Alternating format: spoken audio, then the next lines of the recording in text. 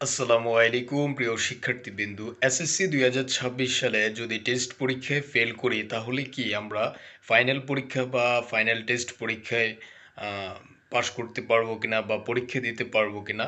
আজকে এই বিষয়টি নিয়ে কথা বলবো। যারা আমাদের চ্যানেলে নতুন রয়েছো, চ্যানেলটি অবশ্যই সাবস্ক্রাইব করে ফেলো যাতে করে পরবর্তী আপডেট আসার সাথে, সাথে নোটিফিকেশন পেয়ে যাও।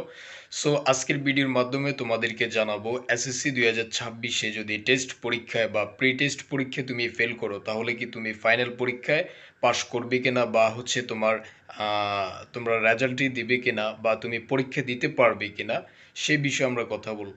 ফার্স্ট অফ অল আমরা কথা বলি তোমাদের প্রি টেস্ট পরীক্ষা যদি তুমি ফেল করো তাহলে কি তোমরা বোর্ড পরীক্ষা যেটা আমরা হচ্ছে সব বার্ষিক পরীক্ষা অনেকে বলে থাকে কিন্তু না, এসএসসি ২০২৬ সালের যে পরীক্ষাটি হবে সেটি হচ্ছে তোমাদের একদম ফাইনাল পরীক্ষা।